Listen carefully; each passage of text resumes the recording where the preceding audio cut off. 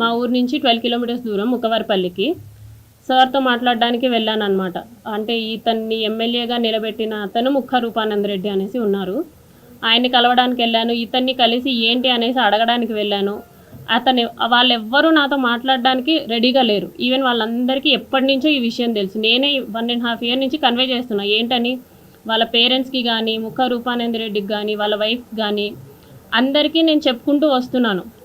Police complaint ఫస్టే ఇవ్వచ్చు, కాకపోతే ఇప్పటికీ నా కంప్లైంట్ తీసుకోలేదు ఎస్పీ ఆఫీస్లో తిరుపతిలో. ఇంత జరిగిన తర్వాత కూడా నేను ఎస్పీ ఆఫీస్కి వెళ్తే అక్కడ ముందే ఇన్ఫర్మేషన్ ఉందంట, ఈ అమ్మాయి కంప్లైంట్ తీసుకోకండి అనేసి. ఇక్కడ కోడూరులో పోలీస్ స్టేషన్కి వెళ్తే వాళ్ళమ్మ నా మీదే ఎఫ్ఐఆర్ ఫైల్ చేసిందంట. నేనేదో బ్లాక్మెయిల్ చేస్తున్నాను అతన్ని అనేసి. ప్రూఫ్స్ లేవు. వాళ్ళ సేఫ్ సైడ్ వాళ్ళు చూసుకుంటున్నారు. నన్ను మీట్ అవ్వడానికి ఎవ్వరూ రెడీగా లేరు. ఎన్నోసార్లు వెళ్ళా. మా మావయ్య కూడా వచ్చారు, మా మావయ్య భాస్కర్, ఆయన కూడా వచ్చారు. ఆయనతో పాటు వెళ్ళానమాట.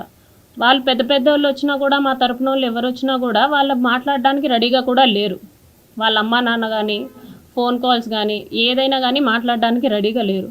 నేను చాలా ప్రయత్నించిన తర్వాతే ఇప్పుడు మీ అందరి ముందుకు వచ్చా. మొన్న సంక్రాంతికి చంద్రబాబు నాయుడు గారు నారావారిపల్లికి వచ్చారనమాట. ఎస్పీ ఆఫీస్లో తీసుకోవట్లేదని చెప్పేసి నేను డైరెక్ట్గా చంద్రబాబు గారికి ఇచ్చాను కంప్లైంట్. సో దట్ ఎమ్మెల్యే విషయం అయితే నన్ను పిలిపించైనా మాట్లాడతారు అన్న ఎక్స్పెక్టేషన్స్తో నేను వెళ్ళాను అనమాట. కాకపోతే ఆయన ఏంటంటే అంతమంది ప్రజల్లో జస్ట్ అందరి నుంచి తీసుకునేలాగా అర్జీలు తీసుకొని కలెక్టర్ ఆఫీస్కి చేరవేస్తే నాకు కలెక్టర్ ఆఫీస్ నుంచి గ్రీవెన్స్ నెంబర్ వచ్చింది.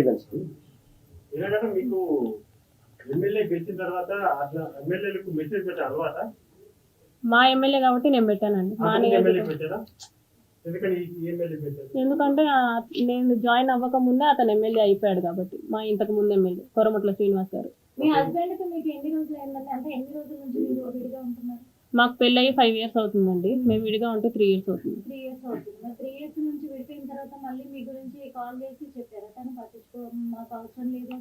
విడిపోయి ఉన్నాం కానీ డివోర్స్ అవ్వలేదు కదండి, కాబట్టి కాల్ చేశారన్నమాట.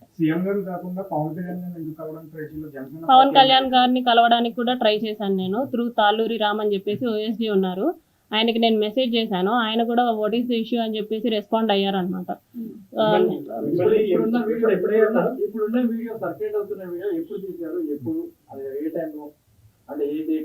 అతను నన్ను బెదిరిస్తున్నప్పుడు తీసానండి. టైం పీరియడ్ అంటే